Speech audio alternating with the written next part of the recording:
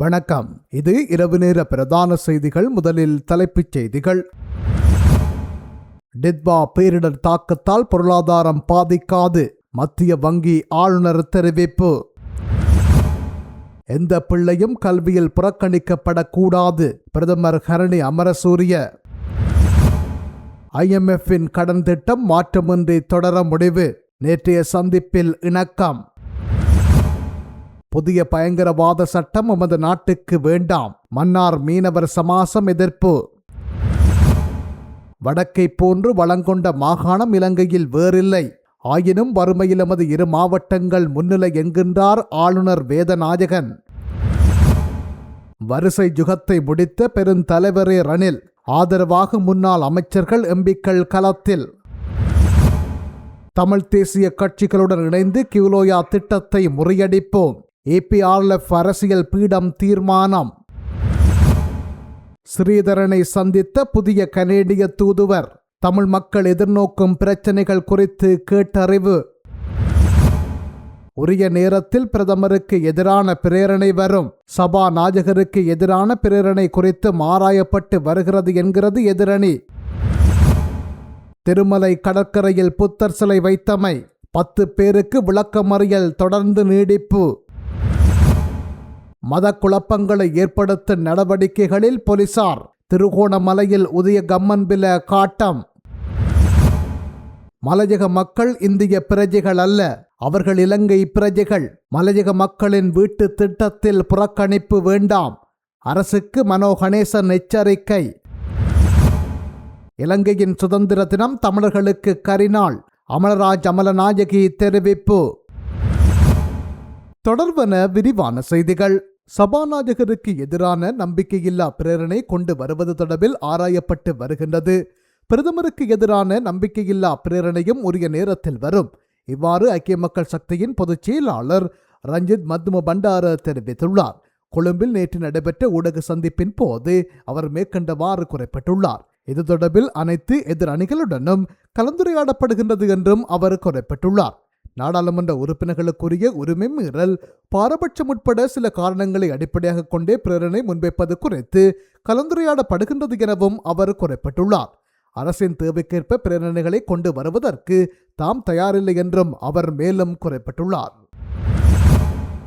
பொருளாதார நெருக்கடியில் இருந்து நாட்டை மீட்ட பெருந்தலைவரே ரணில் விக்ரமசிங்க, அவருக்கு எங்கள் ஆதரவு தொடர்ந்து இருக்கும், இவ்வாறு முன்னாள் அமைச்சர் மஹிந்த அமரவீர தெரிவித்துள்ளார். லண்டன் பயணம் குறித்த வழக்கு விசாரணைக்காக முன்னாள் ஜனாதிபதி ரணில் விக்ரமசிங்க கொழும்பு கோட்டை நீதவான் நீதிமன்றத்தில் நேற்று முன்னிலையானார். அவருக்கு ஆதரவு தெரிவித்து எதிரணி நாடாளுமன்ற உறுப்பினர்கள் பலர் நீதிமன்ற வளாகத்துக்கு வந்திருந்தனர். நாடாளுமன்ற உறுப்பினர்களான மனோ கணேசன், கபீர் காசிம், கசடி சில்வா உள்ளிட்டோரும் ராஜித சேனா ரத்தின, மஹிந்த அமரவீர உட்பட முன்னாள் அமைச்சர்களும் முன்னாள் எம்பிக்களும் வருகை தந்திருந்தனர். இதன்போது மஹிந்த அமரவீர மேற்கண்டவாறு குறிப்பிட்டுள்ளார். நாட்டில் வரிசை யுகத்தை முடிவுக்கு கொண்டு வந்தவர் ரணில். நாட்டில் நெருக்கடி நிலை ஏற்பட்ட போது அவருடன் இருந்தோம், தற்போதும் நிற்கின்றோம், இவ்வாறு அவர் மேலும் தெரிவித்துள்ளார். அதேவேளை நீதிமன்றத்தை நாம் மதிக்கின்றோம், நீதிமன்றம் ஊடாக நீதி கிடைக்கும் என்ற நம்பிக்கை உள்ளது என்று மேலும் சிலர் நம்பிக்கை வெளியிட்டனர். காணாமலாக்கப்பட்ட விடயம் கூட கிடப்பிலே போடப்பட்டிருக்கின்றது. நீதி கிடைக்கப்பெறாத சமூகமாக மக்களாக 350க்கு மேற்பட்ட தாய்மார்களின் பிள்ளைகளை தேடி இறந்தவர்களாக இருக்கின்றார்கள். இந்த சாட்சியங்கள் தொடர்ச்சியாக அளிக்கப்பட்டு கொண்டிருக்கின்றது. இந்த நாட்டின் சுதந்திர நாள் தமிழர்களுக்கு கரிநாளாகவே இருந்து வருகின்றது. இந்த நிலையில் அன்றைய தினம் அனைத்து தமிழர்களும் ஒன்று சேர்ந்து எமது எதிர்ப்பினை தெரிவிக்க முன்வர வேண்டும் என மட்டக்களப்பு மாவட்ட வலிந்து காணாமலாக்கப்பட்ட உறவுகளின் சங்க தலைவி அமலராஜ் அமலநாயகி வேண்டுகோள் விடுத்துள்ளார். எதிர்வரும் இலங்கையின் சுதந்திர தினத்தினை கரிநாளாக அனுஷ்டிக்குமாறு விடுக்கப்பட்ட வேண்டுகோளுக்கு அமைவாக நேற்றைய தினம் இது தொடர்பில் ஆராயும் விசேட கூட்டம் மட்டக்களப்பில் நடைபெற்றது. இதன்போது அவர் மேற்கொண்டவாறு கோரிக்கைகளை விடுத்துள்ளார். திருகோணமலை கடற்கரை சட்டவிரோத கட்டுமானம் தொடர்பில் கைது செய்யப்பட்ட 4 பிக்குகள் உட்பட 10 பேருக்கும் எதிர்வரும் 2ஆம் தேதி வரை விளக்கமறியல் நீடிக்கப்பட்டுள்ளது. போலீசாரினால் 8 குற்றங்கள் அடங்கிய குற்றப்பத்திரிகையும் நேற்று தாக்கல் செய்யப்பட்டுள்ளது. திருகோணமலை டட்ஸ்பே கடற்கரை பகுதியில் மேற்கொள்ளப்பட்ட சட்டவிரோத கட்டுமானம் மற்றும் சர்ச்சைக்குரிய புத்த சிலை தொடர்பான வழக்கு நேற்றைய தினம் புதன்கிழமை திருகோணமலை நீதவான் MS ஜும்தீன் முன்னணியில் விசாரணைக்காக எடுத்துக் கொள்ளப்பட்டது. இதன்போது நீதவான் அந்த 10 பேருக்கும் எதிர்வரும் பிப்ரவரி மாதம் 2ஆம் தேதி வரை விளக்குமறியலை நீடித்து உத்தரவிட்டுள்ளார். எதிரிகள் ஒவ்வொருவருக்கும் 8 குற்றச்சாட்டுகள் அடங்கிய குற்றப்பத்திரிகை போலீசாரினால் தாக்கல் செய்யப்பட்டுள்ளது. இந்த குற்றச்சாட்டுக்களை தாங்கள் நிராகரிக்கின்றனர் எனவும் ஒவ்வொருவருக்கும் ஒரு மாதிரியான குற்றச்சாட்டுகள் போடப்பட்டுள்ளன எனவும் எதிராளிகள் தரப்பில் முன்னிலையான சட்டத்தரணிகள் தெரிவித்துள்ளனர். கடந்த தவணையில் இடம்பெற்ற வழக்கின் போது சட்டமாதிப திணைக்களத்தின் சார்பில் முன்னிலையான சட்டத்தரணியினால் குறிப்பிடப்பட்ட சில சொற்கள் திட்டமிடப்பட்டு அறிக்கையில் தவிர்க்கப்பட்டுள்ளதாகவும் போலீசார் தங்களுடைய அதிகாரத்தை பயன்படுத்தி இதனை செய்துள்ளனர் எனவும் நீதிமன்ற பதிவாளர் மற்றும் உத்தியோகத்தர்கள் தங்களுக்கு எதிராக செயற்படுகின்றனர் எனவும் குற்றம் சாட்டியிருந்தனர். நேற்றைய தினம் இடம்பெற்ற வழக்கு விசாரணையின் போது உதய கம்மன்பில உள்ளிட்ட சட்டத்தரணிகள் குலாம் எதிராளிகள் சார்பில் முன்னிலையாக இருந்தது. திருகோணமலை டட்ஸ்பே கடற்கரைக்கு அண்மையிலுள்ள ஸ்ரீ சம்புத் ஜெயந்தி போதி ராஜ விகாரைக்கு உரியது என கூறப்படுகின்ற காணியில் கடற்கரையில் இருந்து சுமார் 11 மீட்டரில் சட்டவிரோத கட்டுமானம் கட்டப்பட்டதாக தெரிவித்தும் அமைதியை சீர்குலைக்கும் விதமாக அப்பகுதியில் புத்த சிலையை வைத்ததாக தெரிவித்தும் அதனுடன் சம்பந்தப்பட்ட 15 நபர்களுக்கு எதிராக திருகோணமலை துறைமுக போலீசாரினால் 17/11/2025 அன்று திருகோணமலை நீதவான் நீதிமன்றத்தில் வழக்கு தொடரப்பட்டிருந்தது. இதன் பின்னர் இந்த சம்பவங்களுடன் தொடர்பட்ட 10 பேர் கடந்த 14/1/2026 அன்று நீதிமன்றில் முன்னிலையான நிலையில் விளக்கமறியலில் வைக்க நீதிமன்றம் உத்தரவு பிறப்பித்திருந்தமை குறிப்பிடத்தக்கது. கனடாவின் இலங்கைக்கான புதிய தூதுவர் இசபெல்லா மார்டின் இலங்கை தமிழரசு கட்சியின் நாடாளுமன்ற குழு தலைவர் சிவஞானம் ஸ்ரீதரனை யாழ்ப்பாணத்தில் சந்தித்து கலந்துரையாடினார். இந்த சந்திப்பின் போது தமிழர் தாயக பகுதியின் நிகழ்கால அரசியல் நிலவரங்கள், மக்கள் எதிர்கொள்ளும் பிரச்சனைகள் மற்றும் அரசியல் தீர்வு விடயத்தில் அரசின் நிலைப்பாடுகள், திட்டமிட்ட தமிழர் நில அபகரிப்புகள், கிவலோயா திட்டம் போன்றவற்றின் ஊடாக தமிழர்கள் எதிர்கொள்ளும் சவால்கள் போன்ற விடயங்கள் கனடாவின் புதிய தூதுவருக்கு ஸ்ரீதரன் MP தெளிவாக எடுத்துரைத்தார். புதிய தூதுவராக வருகை தந்திருந்த இசபெல்லா மார்டின் மேற்குறித்த விடயங்கள் தொடர்பாக மேலதிக விடயங்களையும் ஆர்வமாக கேட்டறிந்து கொண்டார். இந்த சந்திப்பின் போது போரின் பின்னர் தமிழர் பகுதிகளில் அடாத்தாக முளைத்துள்ள புதிய விகாரைகள், அரசியல் கைதிகள் தொடர்பான சில விடயங்களையும் ஆவணங்களுடன் புதிய தூதுவருக்கு ஸ்ரீதரன் MP தெளிவுபடுத்தியிருந்தார். சந்திப்பின் போது வடக்கு கிழக்கை பிரதிநிதித்துவம் செய்யும் வகையில் ஒரு நினைவு சின்னமும் தூதுவர் இசபெல்லா மார்டினுக்கு ஸ்ரீதரன் MPயால் வழங்கி வைக்கப்பட்டது. டெத்வா சூறாவளியினால் ஏற்பட்ட சேதங்களை மதிப்பிடுவதற்காக இலங்கைக்கு வருகை தந்துள்ள சர்வதேச நாணய நிதியத்தின் பிரதிநிதிகள் குழுவுக்கும் ஜனாதிபதி அனுரகுமார் திசாநாயக்கவுக்கும் இடையிலான சந்திப்பு நேற்று ஜனாதிபதி அலுவலகத்தில் நடைபெற்றது. கடந்த 22ஆம் தேதி நாட்டுக்கு வருகை தந்த இந்த பிரதிநிதிகள் குழு நாடு முழுவதும் சுற்றுப்பயணம் மேற்கொண்டு டித்வா சூறாவளியினால் ஏற்பட்ட சேதங்களை நேரில் பார்வையிட்டதுடன் அனர்த்தங்களால் பாதிக்கப்பட்ட மக்களையும் சந்தித்தனர். இலங்கை பொருளாதாரம் சீரடைந்து வரும் நிலையில் ஏற்பட்ட இந்த பேரிடர் குறித்து தமது வருத்தத்தை தெரிவித்த பிரதிநிதிகள் குழு சவால்களுக்கு மத்தியிலும் மக்களுக்கு நிவாரணம் வழங்கவும் உட்கட்டமைப்புகளை சீரமைக்கவும் அரசு எடுத்த விரைவான நடவடிக்கைகளை பாராட்டினர். சர்வதேச நாணய நிதியத்தின் நீடிக்கப்பட்ட கடன் வசதி திட்டம் தொடர்பான ஒப்பந்தத்தில் எவ்வித மாற்றங்களும் மேற்கொள்ளாமல் அதனை தொடர்ச்சியாக முன்னெடுத்து செல்வதற்கு இரு தரப்பினரும் இணக்கம் தெரிவித்தனர். இந்த சந்திப்பில் இலங்கை அரசின் சார்பில் தொழில் அமைச்சர் மற்றும் நிதி திட்டமிடல் பிரதி அமைச்சர் கலாநிதி அனில் ஜேந்த பெர்னாண்டோ, நிதி அமைச்சின் செயலாளர் கலாநிதி கர்சன சூரியபர்ணம, மத்திய வங்கி ஆளுநர் கலாநிதி நந்தனால் வீரசிங்க உள்ளிட்ட அதிகாரிகள் கலந்து கொண்டனர். சர்வதேச நாணய நிதியத்தின் சார்பில் கிருஷ்ணா சீனிவாசன், சஞ்சய் பாந்த் உள்ளிட்ட குழுவினர் கலந்து கொண்டனர். I've been to Sri Lanka 4 times. This is my 4th visit. And for the first time I went to parts of Sri Lanka outside Colombo. And for 2 days. And there are 3 things I'd like to highlight from my trip outside Colombo. This is a very beautiful country and huge potential in terms of what it can achieve. That's number 1. Number 2, I saw for first hand, I saw the impact of natural disaster. In many parts I saw flooding. I saw roads being, which need to be repaired. So our sympathies are with you and with the people of Sri Lanka for the lives lost and for the disaster, impact of the disaster. And the third thing, which also talking to people, there's huge appreciation for what the government has done for the people and notably in the area of governance reform. I think these are three things which I want to flag to you, because usually we come to Colombo, we come for meetings. For the first time I went outside and learned quite a bit. So our heartfelt condolences for the disaster. The program was doing very well, and as you mentioned, this was an unexpected shock. I mean, and came at a very wrong time. The team is here. They've been talking to all your authorities, to all your colleagues, and I can say that, we are with you. Our full support is with you. Our managing director will be coming to Colombo next month. கிவலோயா திட்டத்துக்கு எதிராக நடைபெறவுள்ள போராட்டத்தில் தமிழ் தேசிய கட்சிகளுடன் ஈழமக்கள் புரட்சிகர விடுதலை முன்னணியும் கலந்து கொள்ள வேண்டும் என்று அந்த கட்சியின் அரசியல் குழு தீர்மானித்துள்ளது. ஈழமக்கள் புரட்சிகர விடுதலை முன்னணியின் அரசியல் குழு நேற்று முன்தினம் செவ்வாய்க்கிழமை மெய்நிகர் மூலமாக கூடியது. இதில் பேசப்பட்ட விடயங்கள் தொடர்பில் கட்சியின் தலைவர் சுரேஷ் பிரேமச்சந்திரன் ஊடக அறிக்கை ஒன்றை வெளியிட்டுள்ளார். இலங்கை அரசு மாகாண சபை தேர்தல் தொடர்பாக நாடாளுமன்ற தெரிவுக்குழு அமைத்திருப்பதால் மாகாண சபை தேர்தல் பல வருடங்கள் தள்ளி போகலாம் என்ற கருத்துக்கள் முன்வைக்கப்பட்டதுடன் தேர்தலை மிக விரைவில் நடத்துவதற்கான அழுத்தங்களை ஏனைய கட்சிகளுடன் இணைந்து உருவாக்க வேண்டுமெனவும் மாகாண சபை தேர்தலின் அவசியத்தை ராஜதந்திர சமூகத்துக்கு எடுத்துரைக்க வேண்டும் என்றும் முடிவு செய்யப்பட்டது.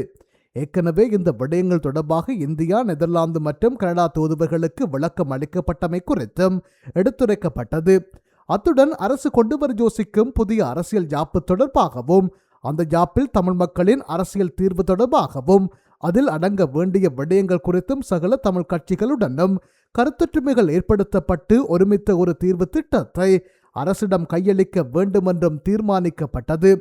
தமிழ் மக்களின் தேசிய இனப்பிரச்சினை தீர்வு தொடர்பாக பல்வேறுபட்ட ஜனாதிபதிகளால் பல்வேறு குழுக்கள் நியமிக்கப்பட்டு பல்வேறு வரைவுகளும் உருவாக்கப்பட்டுள்ளன.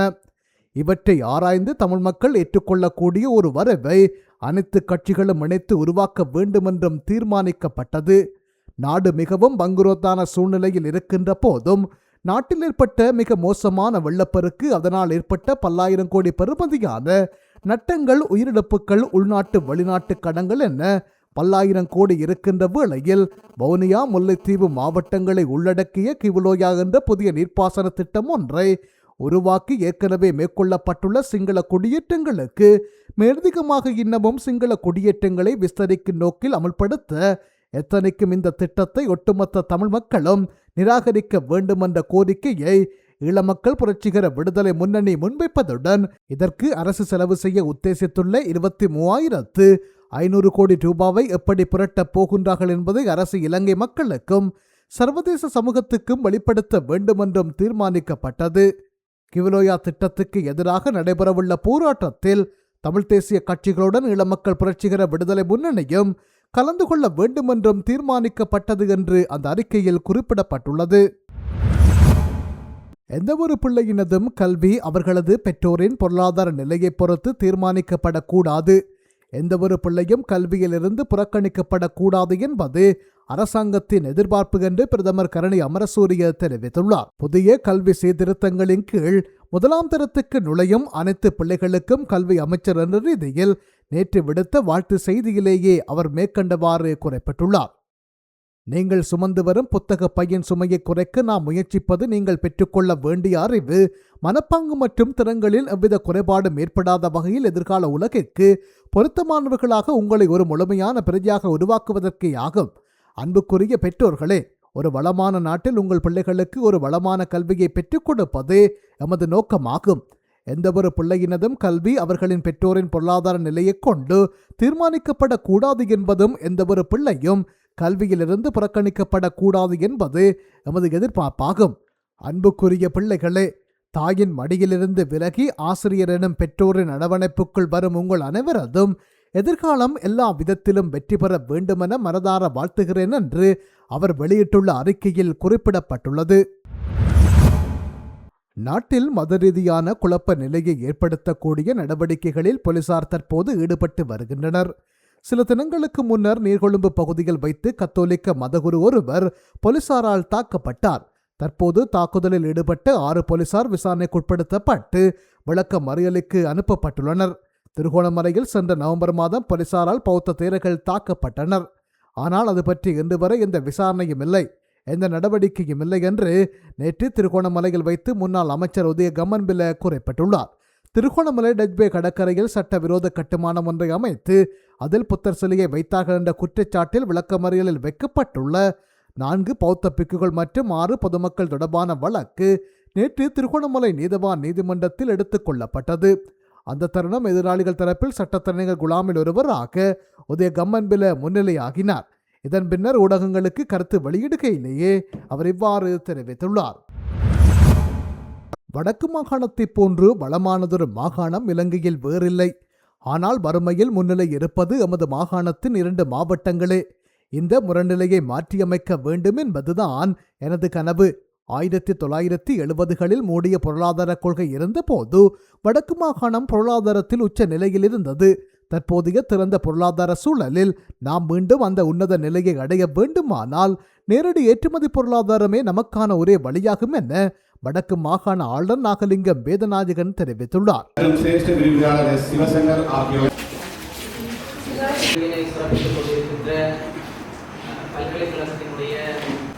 வைத்தியர் அவர்களுக்கும் மற்றும் நான் கிறிஸ்டலிஸ் நிறுவனம் இதை செய்கின்றதா அல்லது எங்களுடைய நிகழ்ச்சி திட்டங்களால் நாங்கள் மாற்றத்தை ஏற்படுத்த யோசிக்கின்றோமா என்று சொல்லி சொன்னால் இல்லை. உங்களுக்கு தெரியும், இந்த ஒரு நிலை மாற்றத்துக்கு உட்பட்ட அல்லது நிலை மாற்றத்திலான ஒரு பால்நிலை அபிவிருத்தியை நாங்கள் இதுக்குள்ளே கொண்டு வரதுக்கு யோசிக்கிறோம். ஜெண்டர் டிரான்ஸ்ஃபர்மேட்டிவ் என்று நாங்கள் சொல்கிறது. பெண்களுக்கான சவால்கள் அல்லது தடைகளை நாங்கள் அவர்களுக்கான அடிப்படை தடைகளை அல்லது பிரச்சனைகளை தகர்த்து அவர்களை ஒரு தீர்மானம் எடுக்கின்ற வியாபார முயற்சிகளில் தாங்கள் தீர்மானங்களை எடுத்து முன்னின்று செயற்படுகின்ற ஒரு முயற்சியாளர்களாக அவர்களை கொண்டு வரது எங்களுடைய நோக்கமாக இருக்கின்றது. அந்த அடிப்படை ஒரு எங்களுடைய வருமானத்தினுடைய குடும்பத்துக்கான வருமானத்தினுடைய ஒரு பெரிய பகுதியை ஈட்டி தருவதற்கும் குடும்பத்துக்கான ஒரு சத்தான உணவை பெற்றுக்கொள்வதற்கு நிச்சயமாக இந்த கொல்லைப்புற கோழி வளர்ப்பு என்பது மிகவும் பயனுள்ள ஒன்றாகத்தான் இருக்கின்றது. கதைக்கின்ற பொழுது உளுந்தில் சரியான ஒரு பாதிப்பு ஏற்படும். அதுக்கு முதல் நல்ல விலைக்கு பெற்றவர்கள் பவனியா மாவட்டத்தில் கூடுதலாக உளுந்து செய்கிறவர்கள். ஏனென்றால் அந்த மழை அவருடைய அந்த குவாலிட்டி அந்த உளுந்தின் தரவும் குறைந்து போயிட்டு, அதனால் போன முறை கூடிய விலைக்கு விற்க முடியாமல் போச்சு. அதை நான் இப்பொழுது கதைக்கின்ற பொழுதும் இந்த கிறிஸ்டியனுடைய உத்தியோகத்தோட கதைக்கின்ற பொழுதும் அவர்கள் சொன்னார்கள், நாங்கள் ஒரு மாற்றத்தை செய்யலாம்னு சொல்லி அதுக்காக நீங்கள் அதை என்ன மாதிரி படிச்சுட்டு பார்க்க வேணும்ன்றதை கேட்டுக்கொள்கிறேன். மற்றது உண்மையில் இந்த மாவட்டத்தில் இந்த மெச்சாட் போட்டி அது வீட்டு முறையில் செய்யப்படுகின்றது. இது எங்களுக்கு மிக மிக மிக முக்கியமான ஒன்று. ஏனென்று சொன்னால் இந்த பாம் முட்டைகள் எங்களால் போட்டி ஓடையில் அது வெளிச்சந்தையோட போட்டி ஓடையாங்க. அவர்கள் திடீரென்று சரியான விலை குறையுது. சமஷ்டி ஆட்சி முறைமை இலங்கையில் உருவாக்கப்பட வேண்டுமென்ற இலங்கை தமிழரசு கட்சியின் நிலைப்பாட்டுக்கு கனடா ஆதரவளிக்கும் கனடா தூதுவர் இசபெல்லா மார்டின் உறுதியளித்துள்ளார். சமஷ்டி ஆட்சி முறைமை இலங்கையில் உருவாக்கப்பட வேண்டுமென்ற இலங்கை தமிழரசு கட்சியின் நிலைப்பாட்டுக்கு கனடா ஆதரவளிக்கும் என கனடா தூதுவர் இசபெல்லா மார்டின் உறுதியளித்துள்ளார். இலங்கை தமிழரசு கட்சியின் தலைவர் CVK சிவஞானம் மற்றும் பொதுச் செயலாளர் MA சுமந்திரனை கனடா தூதுவர் ஜாழ்ப்பாணத்தில் சந்தித்து கலந்துரையாடினார். குறித்த சந்திப்பு தொடர்பில் கருத்து தெரிவித்த போது MA சுமந்திரன் இதனை தெரிவித்துள்ளார். மேலும் அவர் கருத்து தெரிவிக்கையில், மனித உரிமைகள் பேரவையில் 2011ஆம் ஆண்டு செப்டம்பரில் கனடா தான் முதலாவது தீர்மானத்தை கொண்டு வந்தது. அதற்கு ஆதரவு போதாது என்று பிற்போட்டார்கள். அது பிற்போடப்பட்ட பிறகுதான் அடுத்த நவம்பரில் அமெரிக்காவை கொண்டு தீர்மானத்தை எடுக்க செய்தோம். 2012 தீர்மானங்கள் நிறைவேற்றப்பட்ட பொழுது இலங்கைக்கான இணை அனுசரணை நாடுகளில் கனடா முக்கியமான நாடாக செயற்பட்டு வந்தது. அந்த வகையில் கனடாவுக்கு எமது நன்றிகளை தெரிவித்தோம். தமிழ் கலாசாரம், தமிழ் பண்பாடு, இன அழிப்பு சம்பந்தமான தீர்மானங்கள் கனடாவில் நிறைவேற்றப்பட்டிருக்கிறது.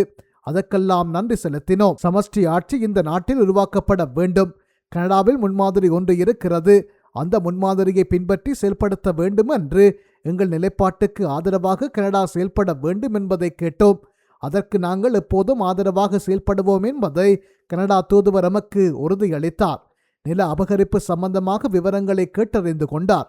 கிபலோயா போராட்டம் ஏன் செய்கிறோம், அதனால் ஏற்படும் பாதகங்கள் என்ன என்பது தொடர்பாக அவர் கேட்டறிந்து கொண்டார் என MA சுமந்திரன் குறிப்பிட்டுள்ளார். டிட்வா பேரிடரால் நாட்டின் பொருளாதாரத்துக்கு அதிர்ச்சி ஏற்படுத்தப்பட்டது. எனினும் இது இந்த ஆண்டில் பொருளாதார வளர்ச்சியை பாதிக்காது என்று மத்திய வங்கியின் ஆளுநர் கலாநிதி நந்தலால் வீரசிங்க தெரிவித்துள்ளார்.